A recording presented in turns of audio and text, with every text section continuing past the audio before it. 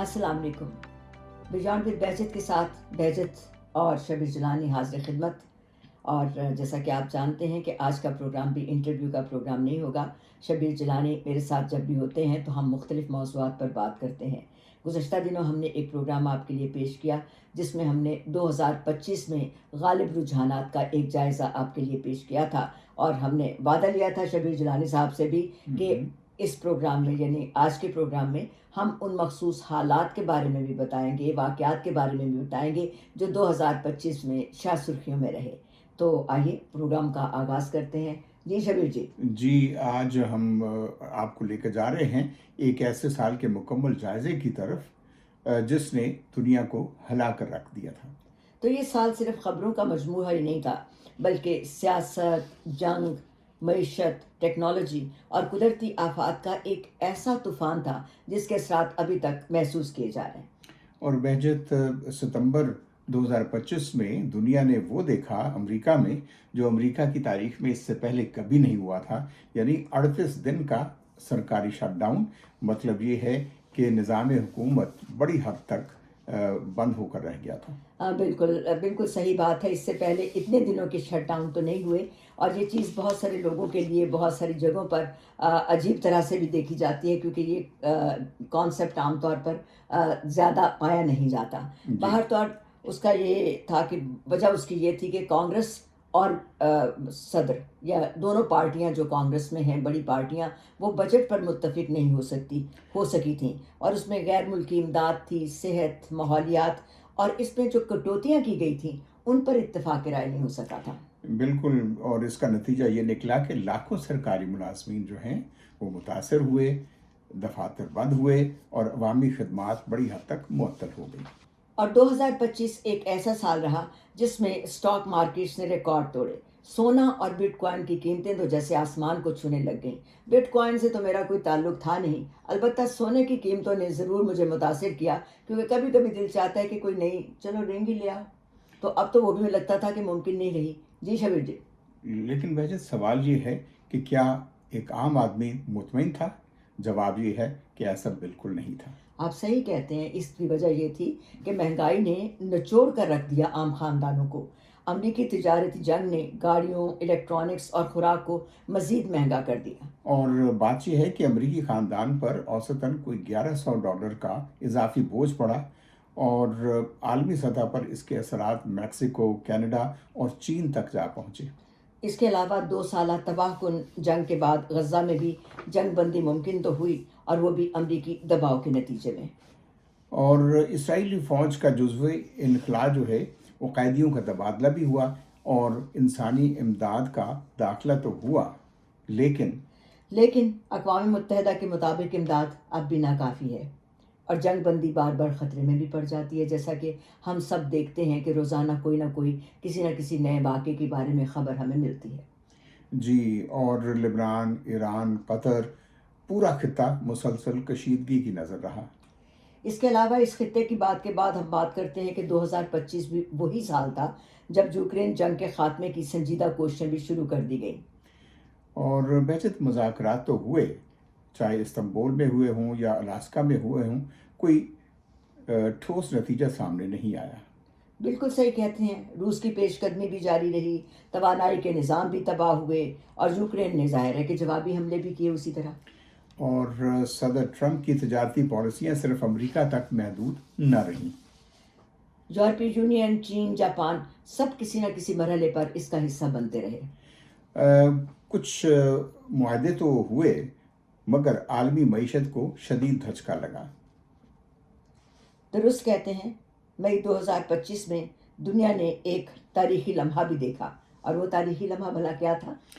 جی، پہلا امریکی پوپ منتخب ہوا، جی، جو تاریخ میں اس سے پہلے کبھی ہوا نہیں تھا، اور لیو 4 نے غریبوں، تارکین وطن اور ماحولیات کے لیے کام جاری رکھنے کے عہد کا اظہار کیا. اور اس کے ساتھ ساتھ انہوں نے ایک اور کام بھی کیا، اور وہ یہ تھا کہ قدامت پسند حلقوں کو بھی کچھ یقین دہانیاں کرائیں. اور بہجت، 2025 نوجوانوں کا سال بھی رہا. بالکل آپ صحیح کہتے ہیں. परू से लेकर मराकेश, नेपाल, मडगास्कर, तंजानिया, حتیٰ کہ اور بنگلہ دیش بالکل نہیں بھولنا چاہیے، ہر جگہ پر نوجوان جو تھے وہ باہر نکلے۔ کہیں حکومتیں گریں، کہیں فوج نے مداخلت کی اور کہیں خون بہا۔ ون پیس کا جھنڈا ظلم کے خلاف عالمی علامت بھی بنا۔ یہ سوشل میڈیا کی طاقت تھی۔ اور بہجت 2025 میں آرٹیفیشل انٹیلیجنس یعنی AI میں سرمایہ کاری $1.5 ٹریلین تک جا پہنچی۔ لیکن اس کے ساتھ ساتھ ہی بے روزگاری، غلط معلومات اور اس کے بارے میں جو اخلاقی سوالات ہیں، پھر اس کے جواز ہیں، وہ سارے بھی سامنے آئے۔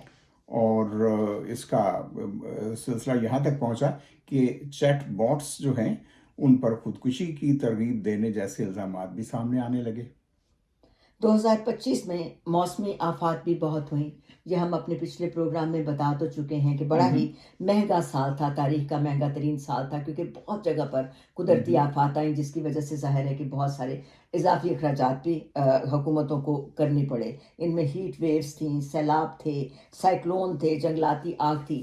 کچھ آپ بات کیجئے قدرتی آفات کے حوالے سے۔ زیادہ تر آفات نے کرۂ ارض کا ضرور پیچھا کیا۔ جی، اور بھارت، پاکستان، امریکہ، یورپ، کوئی بھی خطہ محفوظ نہیں رہا۔ لیکن 2025 ہمیں یہ بھی سکھا کر گیا ہے کہ دنیا کس قدر تیزی کے ساتھ بدل سکتی ہے۔